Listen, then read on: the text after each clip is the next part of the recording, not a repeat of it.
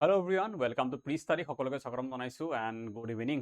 টিটেট যিসকলে দিব আপোনালোকৰ কাৰণে এটা নতুন খবৰ পৰীক্ষা পোষ্টপনমেণ্টক লৈ পেলাই এখন নটিচ CBSE ফালৰ পৰা আহিছে। আপোনালোক বহুত দেখিছেও, মই জনাম ইয়াতে কি কথা লিখা আছে। পৰীক্ষা আপোনালোকৰ পোষ্টপন কৰা হৈছে, অলদো ডাইৰেক্টলি কিন্তু ইয়াতে পোষ্টপন বুলি লিখা নাই, বেলেগ এটা কথা লিখিছে। আৰু লগতে পৰীক্ষা কেতিয়া হোৱাৰ চান্স আছে, এতিয়া বহুত দিন পিছুৱাব নে এক মাহ দুমাহৰ ভিতৰতে সোনকালে পতা হ'ব, সেই বিষয়ে আমি এটা আইডিয়া ল'ম। আমি নটিচখন পঢ়ি চাব লাগিব কি আছে ইয়াতে। আপোনালোকে যদি পাইছে নটিচখন তেতিয়াহ'লে চাব, আমি আমাৰ টেলিগ্ৰাম যিটো প্ৰি ষ্টাডি চেনেল আছে তাতেও আপোনালোকক দি দিম। এইখন হৈছে নটিচখন প্ৰপাৰ, ইয়াতে বহুতখিনি কথা লিখা আছে আৰু সেই কথাবিলাকৰ ভিতৰত যদি চাওঁ বাকীবিলাক আপোনালোকৰ কাৰণে ইমানটো ইম্পৰ্টেণ্ট নহয়। ইয়াতে সুপ্ৰিম কোৰ্টৰ এটা কেছৰ কথা কোৱা হৈছে, যিটোৰ জাজমেণ্ট আজি আহিছে। আচলতে কি কোৱা হৈছিলে, আগৰ এটা সুপ্ৰিম কোৰ্টৰ জাজমেণ্টত কৈ থোৱা আছিলে যে যিসকল টিচাৰৰ যোনে টেট বা টেট নিদিয়াকে চাকৰি কৰি আছে কিন্তু 5 years আছে আৰু ৰিটায়াৰমেণ্ট হ'বলৈ বা তাতকৈ কম আছে, তেওঁলোকেতো কোনো চিটেট দিব নালাগে, একো কৰিব নালাগে, যিহেতু ৰিটায়াৰমেণ্ট হ'বই। কিন্তু যিসকল টিচাৰে অলৰেডি চাকৰি কৰি আছে, তেওঁলোকৰ টেট বা চিটেট নাই আৰু 5 বছৰতকৈও বেছি চাকৰি তেওঁলোকৰ বাকী আছে, তেওঁলোকে এতিয়া কৰ্মৰত হৈ থকা অৱস্থাটো কি কৰিব লাগিব, চিটেট বা টেট কোৱালিফাই কৰিব লাগিব। নহ'লে তেওঁলোকৰ প্ৰমোচনৰ ক্ষেত্ৰত প্ৰব্লেম হ'ব বা বেলেগ ক্ষেত্ৰতো পিছলৈ চাকৰি থাকিব নাথাকে, সেই ক্ষেত্ৰত প্ৰব্লেম হ'ব পাৰে। আৰু ইয়াৰ এগেইনষ্টত বহুতখিনি টিচাৰ যিসকলে অলৰেডি কৰি আছে স্কুলত কাম, তেওঁলোকে সুপ্ৰিম কোৰ্টত এটা কি দিছিলে, ৰিভিউ পেটিশ্যন দিছিলে। এইটো কথা ইয়াতে মেনশ্যন কৰা আছে, ৰিভিউ পেটিশ্যন এটা দিছিলে। আৰু এই ৰিভিউ যিটো পেটিশ্যন আছে, ৰিভিউ পেটিশ্যনটোৰ ওপৰতে শুনানি হৈছিলে আৰু জাজমেণ্ট আহিলে সুপ্ৰিম কোৰ্টৰ, আৰু একেটা ৰায়কে সুপ্ৰিম কোৰ্টে বাহাল ৰাখি পেলাই কৈছে যে কি না, যদি আপোনাৰ 5 বছৰতকৈ বেছি সময় এতিয়াও ছাৰ্ভিচত বাকী আছে টিচাৰ হিচাপে, আৰু আপুনি যদি আগতে টেট বা চিটেট দি থোৱা নাই, তেতিয়াহ'লে আপুনি এনিহাও ক্লিয়াৰ কৰি আহক, টেট ক্লিয়াৰ কৰি আহক, স্পেচিয়েলি চিটেট, কাৰণ চিটেটটো পাতিয়ে থাকে বছৰত দুবাৰকে, তো কোনোবা এবাৰ দি পেলাই ক্লিয়াৰ কৰি আহক। সেইটো কথা সুপ্ৰিম কোৰ্টে আকৌ ৰায়দান দিলে। লগতে সুপ্ৰিম কোৰ্টে এইটো কথাও ক'লে যে এই ৰিচেণ্ট যিটো চিটেটৰ কাৰণে এপ্লাই হৈ গ'ল, এই মানুহখিনিয়ে যিখিনি এপ্লাই কৰিছিলে যে আমি নিদিলেও হওক বুলি পৰীক্ষা আকৌ এবাৰ, তেওঁলোকে যেহেতু ৰিকুৱেষ্ট কৰিছিলে সুপ্ৰিম কোৰ্টক, সুপ্ৰিম কোৰ্টে ক'লে যে তেওঁলোকৰ কাৰণে কি কৰা হওক, এবাৰ উইণ্ডোটো যিটো আছে এপ্লাই কৰা সেইটো খুলি দিয়া হওক। গতিকে উইণ্ডোটো আকৌ খুলি দিব লগা হ'ল, কাৰণ তেওঁলোকে ভাবিছিলে কিজানি সুপ্ৰিম কোৰ্টৰ ৰায় আহিব, আমি টেট নিদিলেও হ'ব আকৌ, কিন্তু এতিয়া দিব লাগিব বুলি ক'লে। যদি দিব লাগিব, দিম কেনেকৈ, এপ্লিকেশ্যনটোতো ফৰ্ম ফিল আপ হৈ গৈছে অলৰেডি, বন্ধ হৈ গৈছে ফিল আপ, তো তাৰ কাৰণে আকৌ খুলি দিব লগা হ'ল। কেতিয়াৰ পৰা কেতিয়ালৈ খুলি দিছে সেইটো ইয়াতে লিখিছে, আকৌ 25 আগষ্টৰ পৰা, অৰ্থাৎ আজিৰ পৰা, আজি ডেটতে এই লেটাৰখনো আহিছে, 1 ছেপ্টেম্বৰলৈকে খুলি দিয়া হৈছে। এইকেইদিনৰ ভিতৰত তেওঁলোকে এপ্লাই কৰিব, কৰ্মৰত শিক্ষকসকলে যিসকলৰ টেট নথকাকৈ চাকৰি কৰি আছে।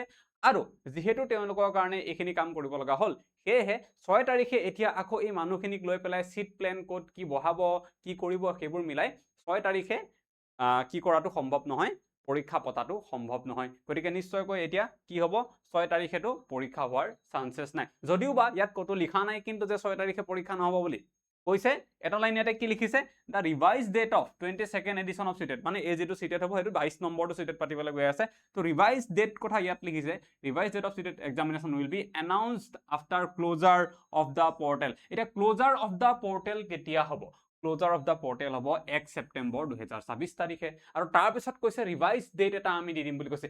যিহেতু ৱৰ্ডটো ইয়াতে ৰিভাইজ ডেট কৈছে, তাৰ মানে 6 তাৰিখে নহ'ব। 6 তাৰিখে হ'লেতো ক'লেহেঁতেন যে আমি অপেন কৰি দিছোঁ 25 আগষ্টৰ পৰা 1 ছেপ্টেম্বৰলৈকে, কিন্তু পৰীক্ষা 6 তাৰিখে হ'ব, সেই বুলি ক'লেহেঁতেন। যিহেতু সেইটো কোৱা নাই, ইয়াতে কৈছে এটা ৰিভাইজ ডেট দিয়া হ'ব, তাৰ মানে 6 ছেপ্টেম্বৰ যিটো আপোনালোকৰ পৰীক্ষা হোৱাৰ ডেট আছিলে, এই 6 ছেপ্টেম্বৰটো এটলিষ্ট কি নহয়, পৰীক্ষা নহয়। এই টাইমটোততো পৰীক্ষা এটলিষ্ট নহয়, সেইটো কথা আপোনালোকে গম পালে। আৰু এই কথাখিনিকে ইয়াতে প্ৰথম ইন্ট্ৰডাকশ্যন কিবা কিবি লিখিছে চিটেটৰ বিষয়ে লিখা আছে, কিন্তু মূল কথাটো সেইটো যে পৰীক্ষা 6 তাৰিখে নহয়। অ'কে, আৰু এটা কথা লিখিছে, যিসকলে অলৰেডি এপ্লাই কৰিছে তেওঁলোকে আকৌ এপ্লাই কৰিব নালাগে, যোনে কৰা নাই তেওঁলোকে পাৰিব। লগতে সেই টিচাৰ যিসকলে দিব বিচাৰে, যাৰ চাকৰি কৰি আছে যোনে কিন্তু টেট নাই কোৱালিফাই কৰা, অলৰেডি টেট দিয়া নাই তেওঁলোকৰ কাৰণে কি কৰা আছে, তেওঁলোকে এপ্লাই কৰিব পাৰিব, তেওঁলোকে এপ্লাই কৰিব লাগিব। বাকী যিসকলে কৰি থৈছে তেওঁলোকে কৰাৰ দৰকাৰ নাই, এইটোৱে কথা। আপোনালোক নৰ্মেল যিখিনি কেণ্ডিডেট আছে, যোনে পঢ়ি আছে চিটেটৰ কাৰণে 6 তাৰিখলৈকে পঢ়ি আছিলে, অকণমান ফ্ৰাষ্ট্ৰেশ্যন হ'ব পাৰে যে প্লেন কৰি আছিলোঁ, এটা প্লেনত গৈ থাকে আমাৰ পঢ়াবিলাক, নহয় জানো, আৰু যেতিয়া সেইটো হঠাতে এটা ডেট চেঞ্জ কৰি দিয়া হয়, পেপাৰ লিক হৈ যায় বা বেলেগ কথা হয়, অলপমান ফ্ৰাষ্ট্ৰেশ্যন আহে, অসুবিধা হয়, আমাৰ প্লেনিংটোত এটা ব্যাঘাত জন্মে। যি নহওক উপায় নাই, এনেকৈ চলিব লাগিব আমি, যিহেতু এতিয়া পষ্টপন কৰা হৈছে।